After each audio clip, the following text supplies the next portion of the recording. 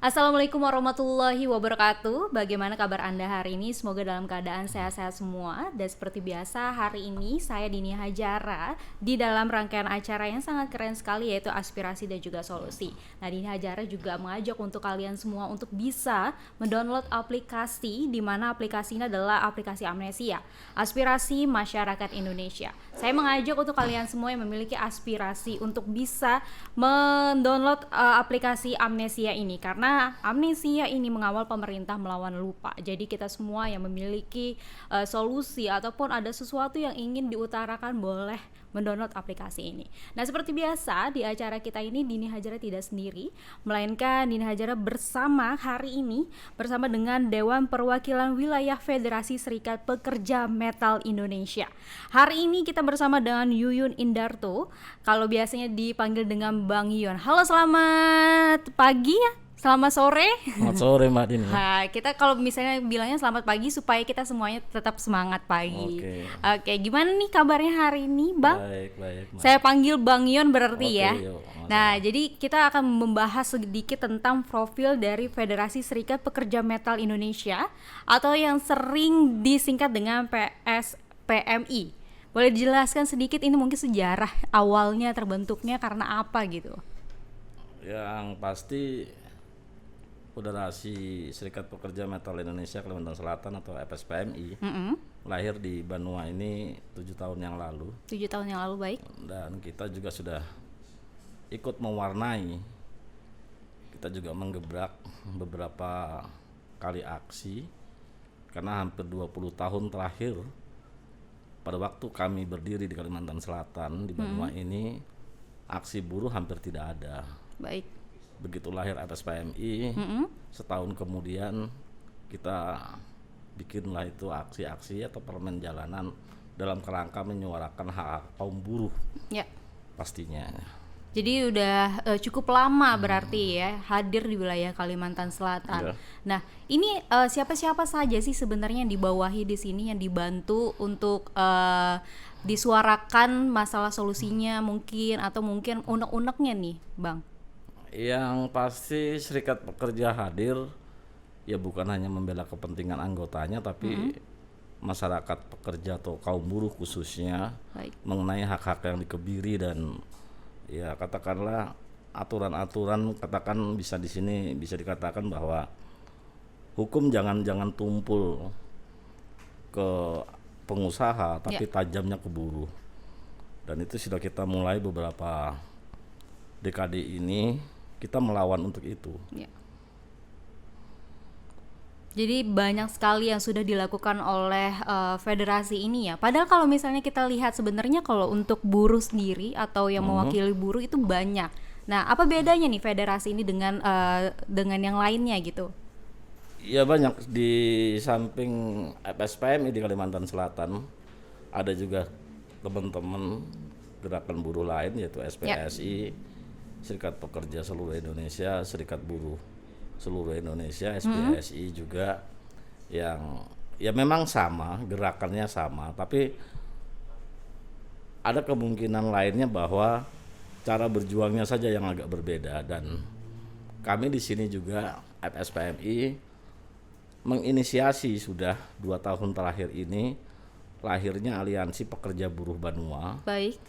Disingkat Aliansi PBB, terdiri dari FSPMI, Konfederasi SPSI dan Konfederasi SBSI. Ada 3 organisasi besar serikat pekerja serikat buruh di Kalimantan Selatan menyatu dalam Aliansi Pekerja Buruh di Banua. Nah, ini ada berapa banyak sih sampai saat ini, saat 2020 anggotanya nih, Bang?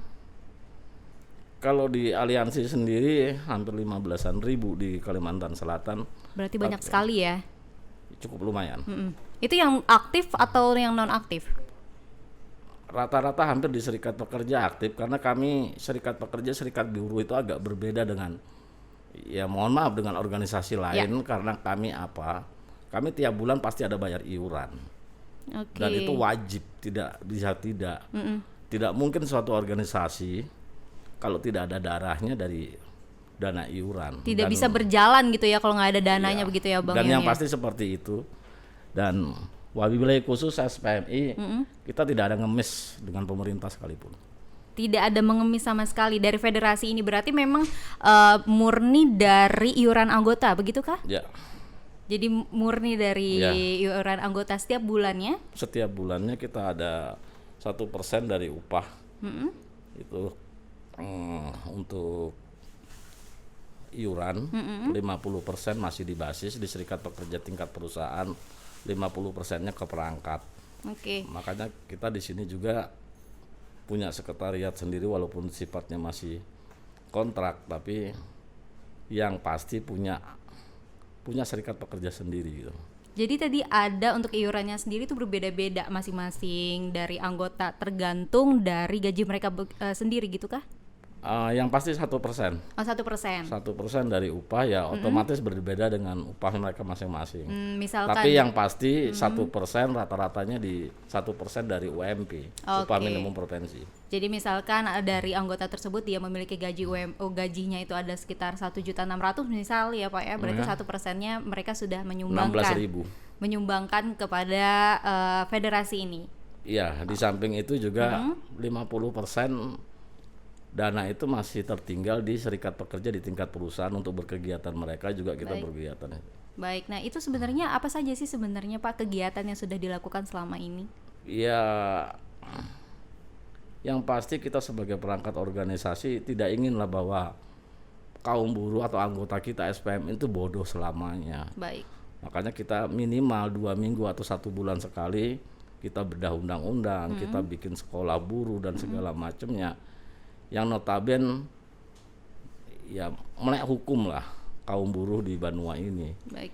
Bukan hanya melek hukum tapi melek politik, melek dan segala macamnya. Baik. Nanti kita akan lanjutkan kembali karena memang masih banyak sekali pembahasannya ya Bang ya, karena seperti yang lagi trending topik adalah tentang RUU, kemudian juga tentang bantuan yang memang banyak sekali yang diperdebatkan. Jadi jangan kemana-mana, tetap di acara Aspirasi dan juga Solusi.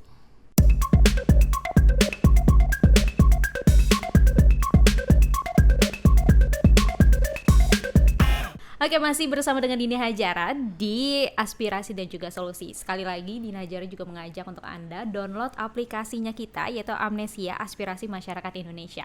Masih bersama dengan Bang Yon, kita tadi membahas sedikit mengenai profil dari Federasi Serikat Pekerja Metal Indonesia. Sekarang, karena lagi masa-masa pandemi corona seperti ini, pasti kan ada yang namanya PHK ataupun dirumahkan. Nah, bagaimana dengan anggota-anggota atau mungkin para pekerja yang ada di wilayah Kalimantan Selatan? Bagaimana nih Bang Yun, pendapat Anda? Selama musim pandemi ini memang kita mulai awal sudah, sebelum di Februari juga kita sudah mengingatkan bahwa jangan dijadikan alasan pembenar pandemik ini untuk satu merumahkan dan dua terjadi darurat PHK. Oke. Karena apa? Ya puluhan tahun juga pengusaha-pengusaha sudah ada untungnya kok.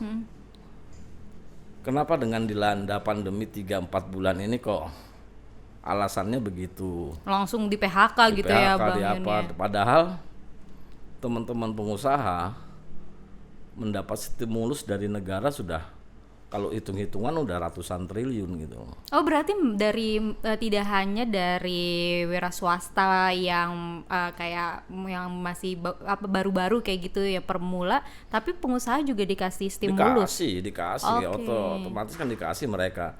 Dari bukan hanya dari materi, tapi kalau dari kita hitung-hitungan dari pajaknya, dari pengurangan biaya ini, biaya itu, plus materinya sendiri berapa? Duluan pengusaha gitu loh, diberikan stimulus oleh negara ini, plus juga teman-teman UKM juga mendapat stimulus duluan gitu.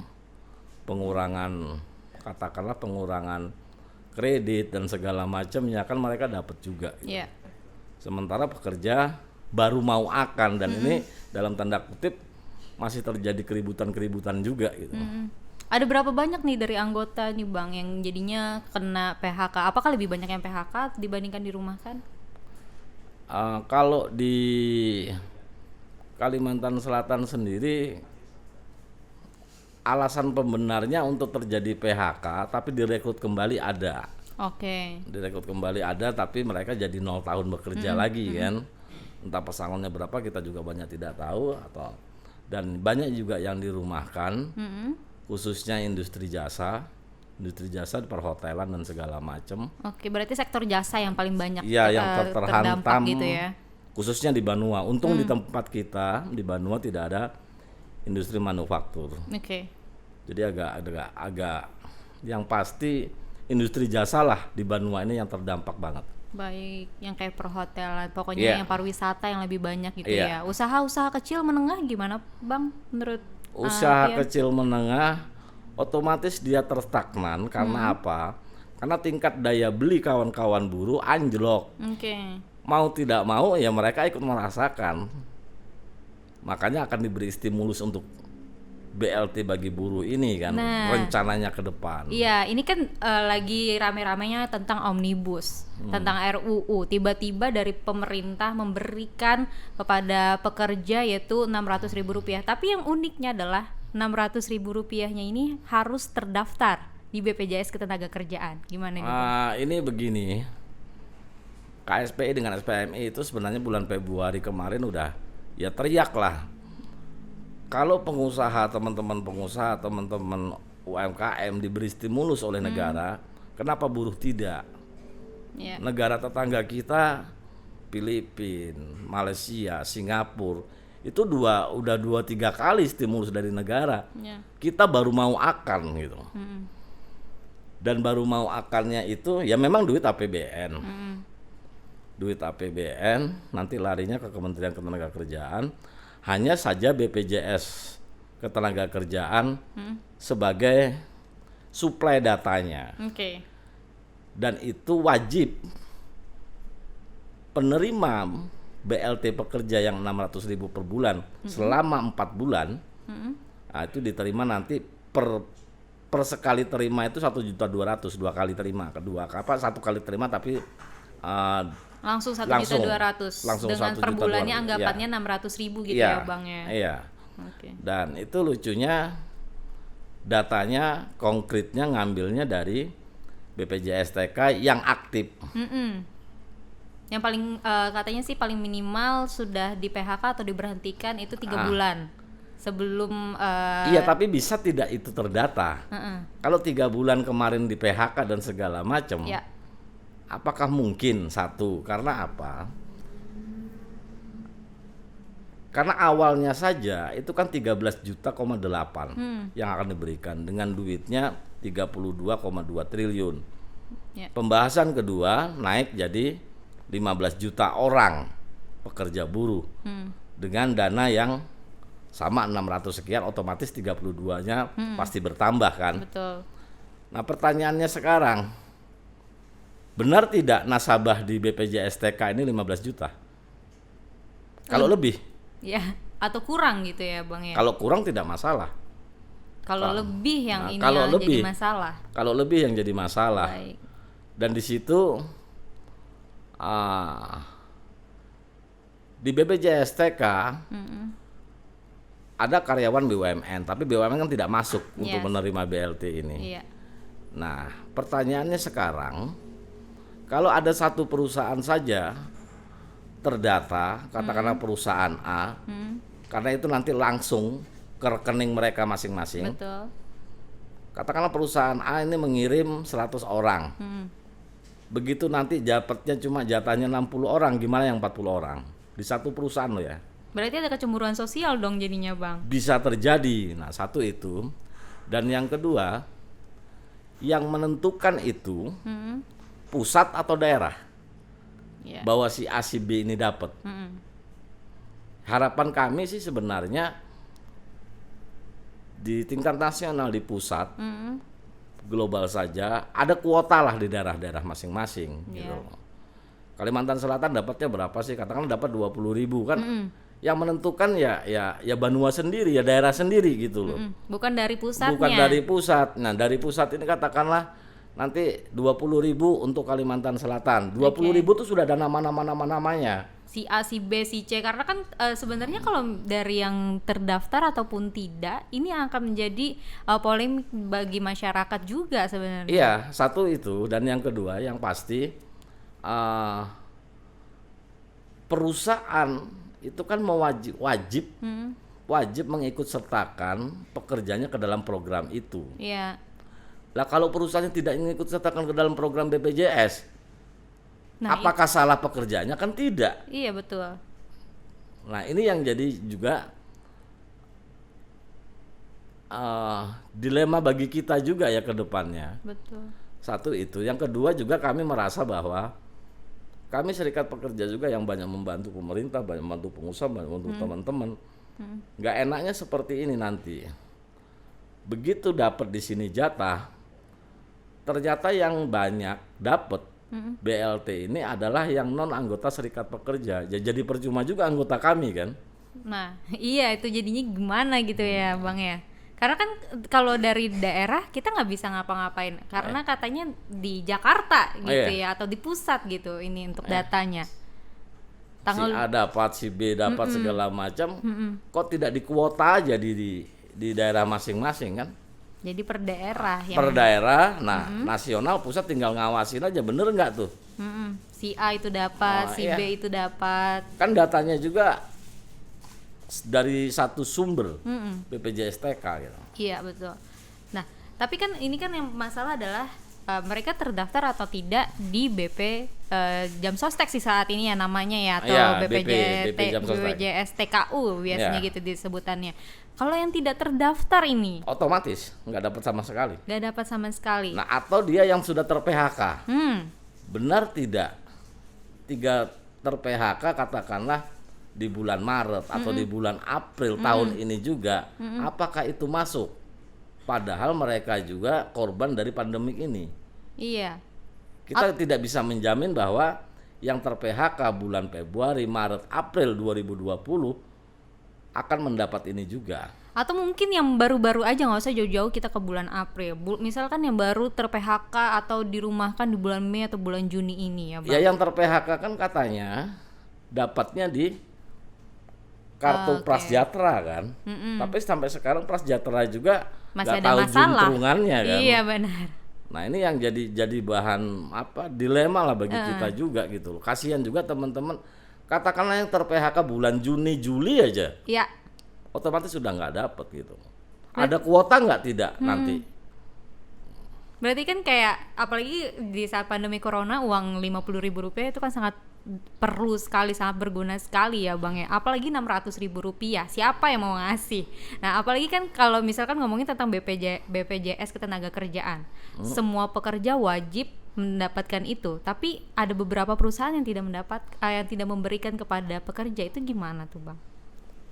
Ya bukannya memberikan kepada pekerja, sebenarnya perusahaan pengusaha wajib Malah ya Bang ya. Wajib hukumnya mengikut sertakan pekerjanya ke dalam program baik itu BPJS Ketenagakerjaan maupun BPJS Kesehatan. Nah kalau dia tidak mengikut sertakan, tinggal satu saja, teman-teman bisa kok menuntut sebenarnya. Tapi kalau menuntut perorangan juga agak kesusahan juga. Iya benar. Ya bergabunglah dengan serikat pekerja satu. Ya. Dan kedua, kita punya pegawai pengawas. Nah selama ini pegawai pengawas kerjaannya apa? Gitu. Bukan 1-2 perusahaan di Kalimantan Selatan yang tidak mengikutkan buruhnya ke dalam program itu. Banyaknya seperti ini. Ada sebahagian laporan saja yang diikut sertakan. Katakanlah sebagian laporan jumlah pekerja, katakanlah jumlah pekerja di satu perusahaan 300, yang diikut sertakan cuma 150. Betul. Itu yang laporan sebagian jumlah pekerja. Pelaporan sebagian upah juga.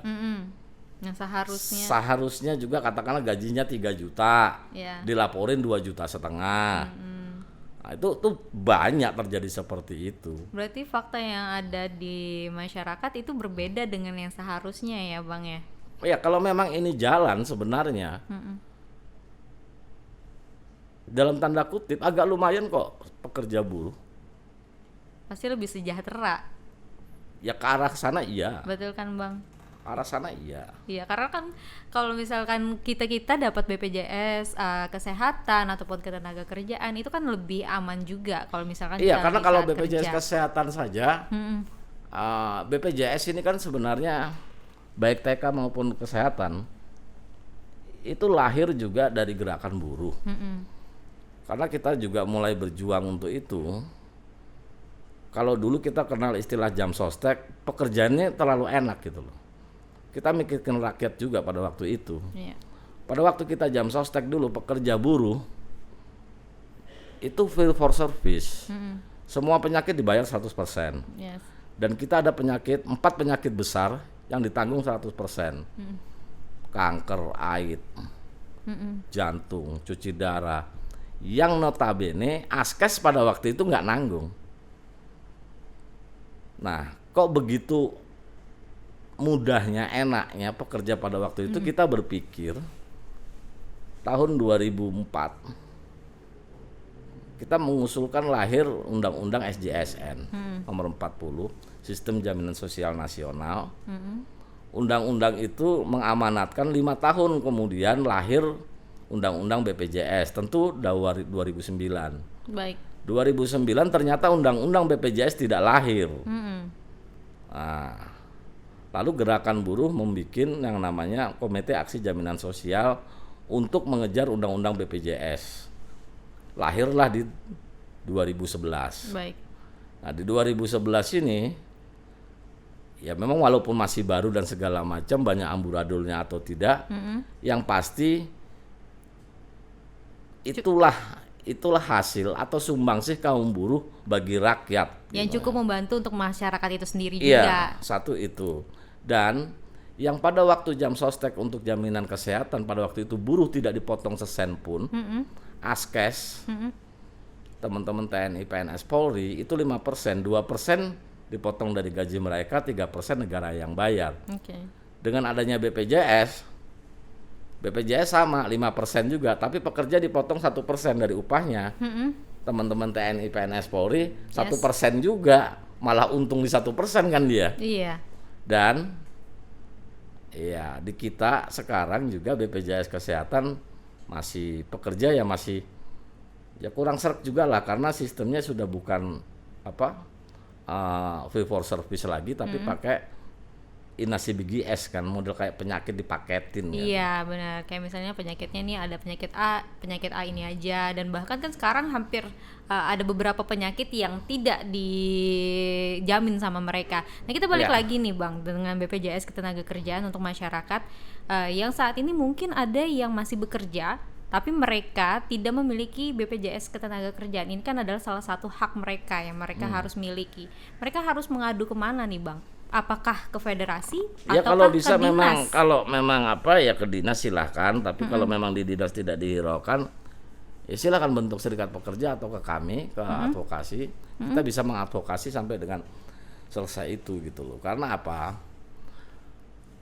Karena BPJS TK sendiri itu ada jaminan kecelakaan kerja dan jaminan kematian. Nah di awam, masyarakat awam, kalau sudah memegang BPJS Kesehatan, dipikirnya sudah bisa untuk itu. Sudah bisa semuanya Padahal kebanyakan terjadi ya agak pertengkaran di rumah sakit. Punya BPJS Kesehatan, begitu kecelakaan dia atau anaknya di UGD ribut. Nah, bila terjadi seperti itu, otomatis BPJS Kesehatan tidak akan melayani karena yang terjadi kecelakaan, bukan terhadap kesehatan tubuhnya. Nah itu masyarakat awam banyak yang tidak tahu dan sangat perlu sosialisasinya juga. Sampai dengan saat ini masih kurang. Masih belum ada gitu ya Bang ya. Apalagi kalau misalkan tentang mereka harus mengadu kemana dulu gitu. Apakah mereka kan mikirnya adalah ke omnibus. Sedangkan omnibus bertele-tele dan segala macam sempat mereka sudah 1 tahun berlalu gitu ya Bang ya, mereka sudah dilupakan gitu ya Bang. Berarti kita bisa mengadu ke dinas ataupun ke federasi ini. Tapi kalau untuk ke federasi ini apakah kita harus menjadi anggota dulu nih Bang? Ya kita bisa mengadvokasi walaupun tidak menjadi anggota kan. Organisasi ini bisa mengadvokasi masyarakat baik kelompok maupun perorangan. Oh berarti misalkan saya ingin mengadukan, saya nih masih belum punya BPJS Ketenagakerjaan, berarti saya bisa ke federasi ya Bang ya? Bisa. Di BPJS TK juga kan sekarang udah lama sebenarnya kan dibuka untuk sebahagian jaminan. Jaminan kecelakaan kerja sama jaminan kematian. Ya. Itu iurannya 1 bulan cuma 16.800 kok. Teramat murah dan hasilnya juga lumayan signifikan gitu Iya. loh. Nah, kalau terjadi apa-apa itu perorangan bisa gitu loh. Secara mandiri ya, Secara bukan mandiri dari perusahaan.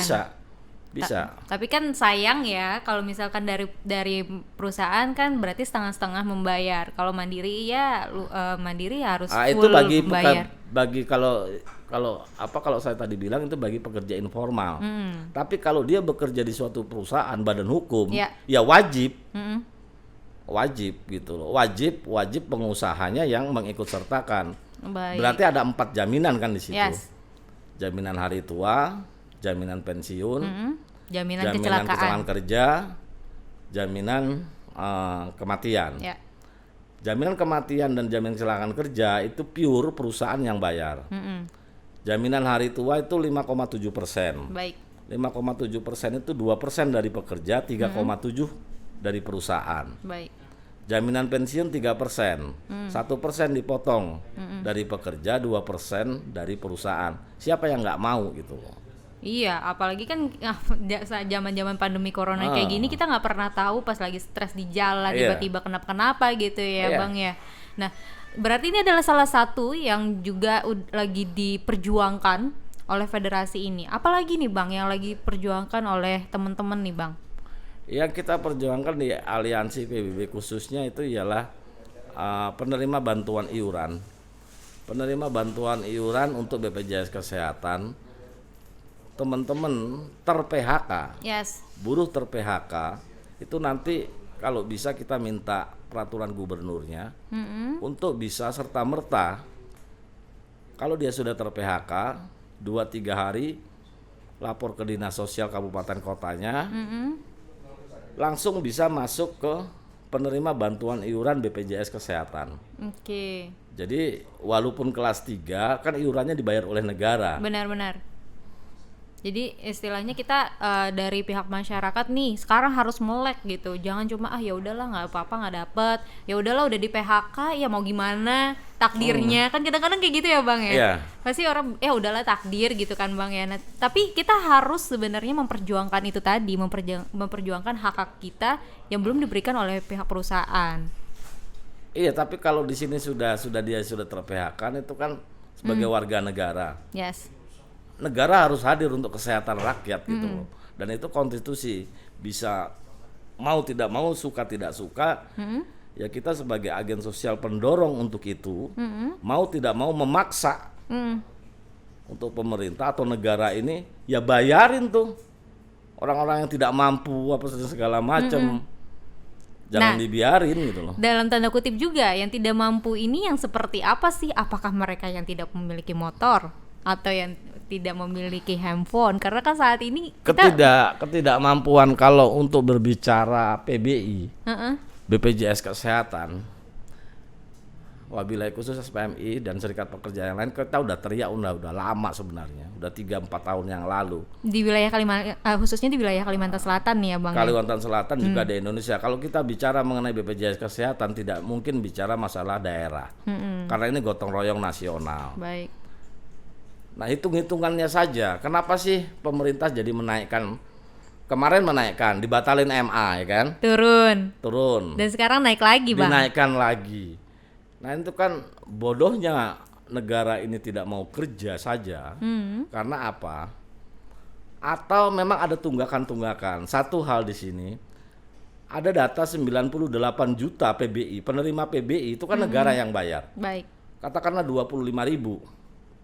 Nah, 25.000 kalau dikali 98 juta berapa sih? Bener nggak tuh negara bayar? Setiap bulannya. Apalagi saat pandemi kayak gini ya Bang. Setiap bulannya. Kemarin kita 3 bulan yang lalu RDP dengan provinsi, DPRD provinsi, dengan teman-teman BPJS wilayah kesehatan, ternyata juga pemerintah provinsi Kalimantan Selatan sempat nunggak kok beberapa bulan. Iya benar yang Ya, jangan salahkan rumah sakit dong. Betul. Yang tidak mau menerima pasien. Iya. karena duitnya aja kurang dia segala macam. Jangan salahkan BPJS kesehatan juga operator kok. Nah kalau rumah sakit kekurangan duit ya wajar-wajar saja dia memilah orang kan. Nah kenapa pihak DPRD juga hal ini kok tidak menegur pemerintah provinsinya? Karena apa? Undang-undang kesehatan jelas di sini bahwa untuk APBN 5% untuk kesehatan. Kabupaten kota plus DPRD itu 10% dari APBD. Kemana duit itu? Dan setiap bulan juga harus bayar untuk PBI mereka di daerah masing-masing. Betul. Itu satu. Yang kedua, ternyata jumlah pekerja di Indonesia yang dimasukkan ke dalam program BPJS Kesehatan oleh para pengusahanya tidak sampai dengan 20 juta orang. Berarti tidak ada kesesuaian data dong jadinya, Bang. Iya.